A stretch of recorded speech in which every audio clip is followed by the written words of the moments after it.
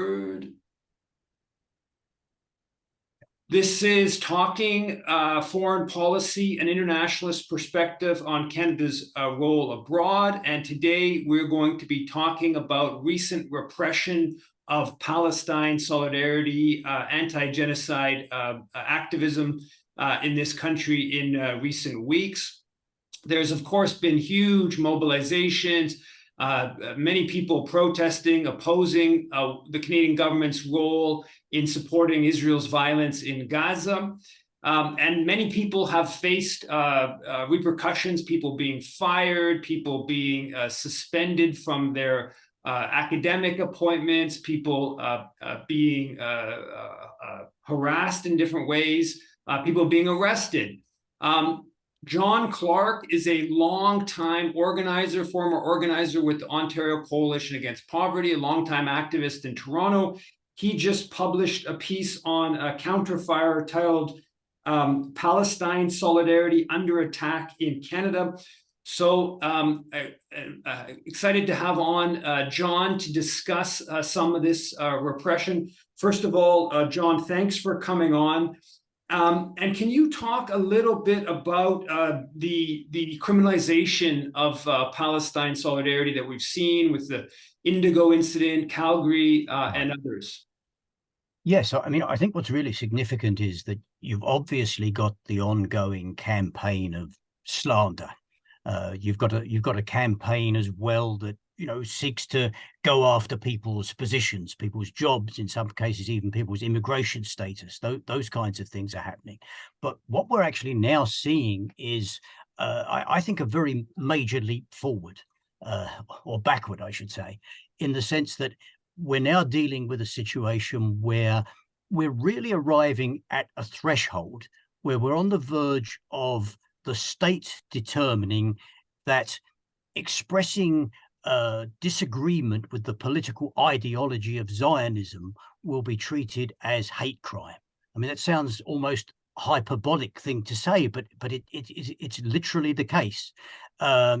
Just in the last while, you have someone arrested in Calgary at a protest for chanting the words "from the river to the sea, Palestine will be free." Now, I understand if you're a Zionist or an Israel supporter, you don't like that slogan. I understand it has implications that don't please you.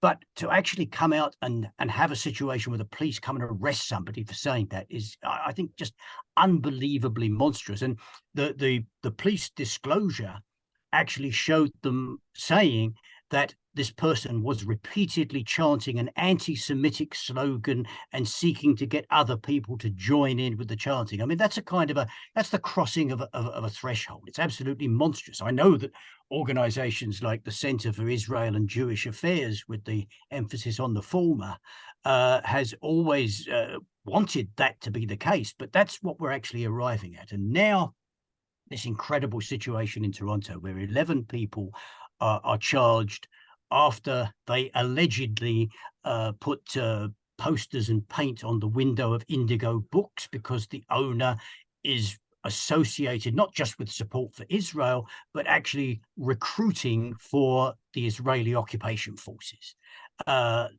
This person, Reisman, has been challenged many, many times on this very front. Now, whatever one wants to say about putting some paint on somebody's window, that's not really the issue here, because they're going after it on the basis of it being a hate crime. You had a kind of preliminary bombardment in the media where it's being declared a de facto anti-Jewish action. And then you have these arrests made, and they don't just make arrests, they do dawn raids in a way that you would normally associate with taking down a terror cell or an armed, dangerous criminal gang. They come to people's homes, they kick doors in, they confiscate people's computers, cell phones, they handcuff people, they take them away as if this was a major sweep being taken up. So it's absolutely and utterly monstrous. And then some of these people are now facing the possibility of loss of employment because they're academics. We see one person at York University now at least being suspended. So I mean, this is just absolutely monstrous stuff. I think it becomes an issue where Palestine solidarity, the building of Palestine solidarity is vital, but it goes beyond just Palestine solidarity, and it becomes whole question of very fundamental rights of freedom of speech, of assembly and academic freedom, all being called into question because of what's happening. And I think it's absolutely imperative that this be challenged and it be defeated. I agree. I certainly agree. This is somewhat the Indigo instance is somewhat a culmination of a kind of like frenzy over the past handful of weeks.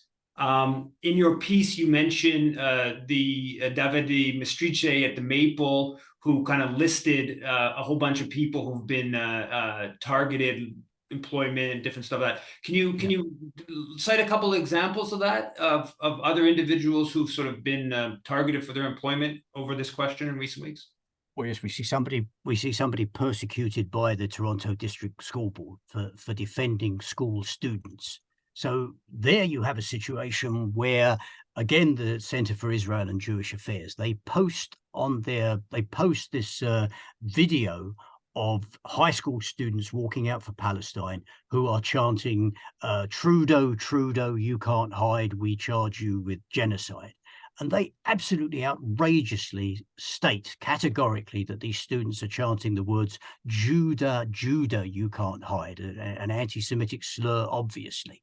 And they present that, and then when it can't hold up, they withdraw it. But this thing got 1 million views. And some of these students who could be identified on that video face threats.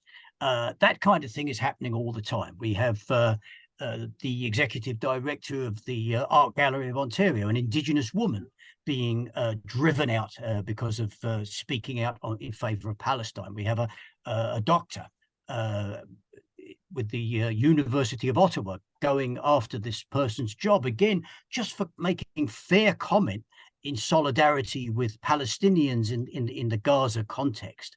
So, I mean, the actual overt criminalization is an enormous danger. But for every example like that, there's literally dozens of situations where people's jobs are on the line, where people are being intimidated, where people are being subject to character assassination. I mean, I don't think you can exaggerate. I mean, most people who are coming out in favor of the Palestinian cause are people who are progressive in their outlook, at least people who are for whom the very idea of hate crime is something repugnant and offensive and awful. And to have this thrown at people and to have people's employment threatened and their reputations threatened is just absolutely monstrous.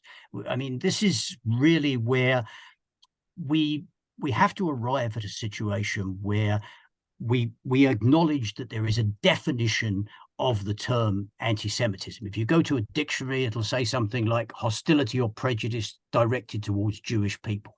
And that is indeed something repugnant and something that needs to be challenged.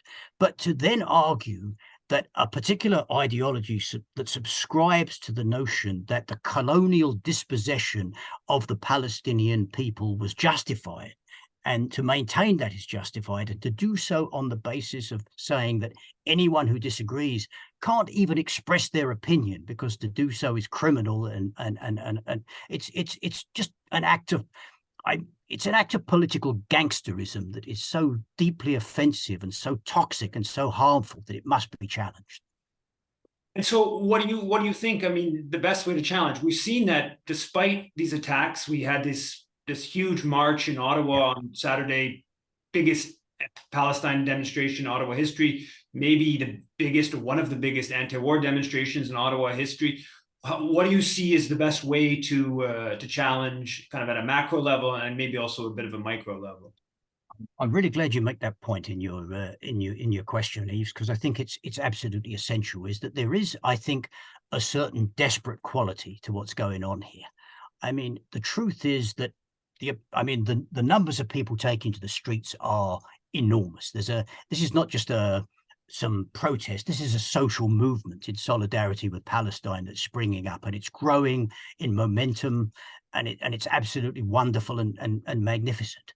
And so you've got you've got the sort of the Zionist organizations, but also the Canadian establishment itself, strategically considering Israel to be an asset and determined to defend it and determined to do everything it can to stop a Palestine solidarity movement. You've got them acting with a kind of a quality of desperation. So I don't think we should be at all pessimistic. I think this is very serious and I think it needs to be challenged, but I think things are going our way. I think the movement of solidarity with Palestine internationally is reaching incredible dimensions. It's incredible in Canada, but in the Middle East, it's a sweeping movement at the moment. I mean, it's so a great deal of confidence in this.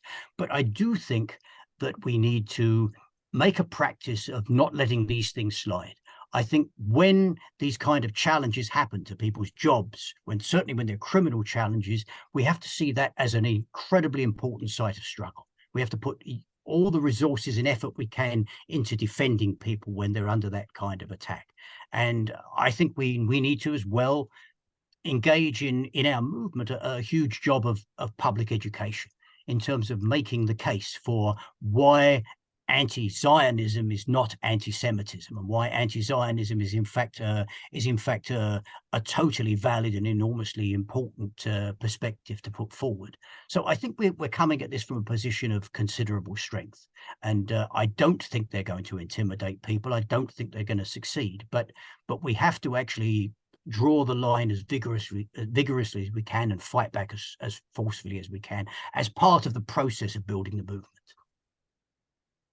And I know just before you were saying there's a walkout at York in response to York acceding to the police arresting of York employees over the Indigo incident. And I know on Thursday there's a press conference rally, Jews Against Genocide, in front of the Indigo.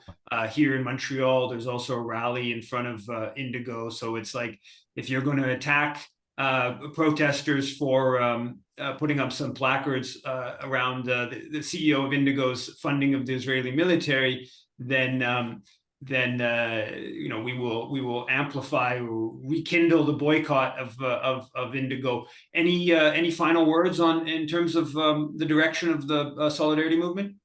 Well, the only thing I think I would like to say by way of conclusion is that I mean, right now, when you've got 15,000 people slaughtered in Gaza, where you've got this killing machine that half these people are children, and they're pulling the bodies of little children out of the rubble, and for anyone who enables that, who defends that, to point a finger of accusation at someone who's challenging it is doubly vile. So I think we need to defend ourselves, but I also think we need to accuse the accusers. What they're enabling is vile. What they're enabling is colonialist, and what they're enabling is thoroughly racist to the core, and they need to be challenged. They can't just point the finger at us. They've got to get it back in their face. Thanks for that. This was Talking Foreign Policy, International Perspective on Canada's Role Abroad, and John Clarke, longtime organizer. Thanks for coming on. Thanks a lot, Yves.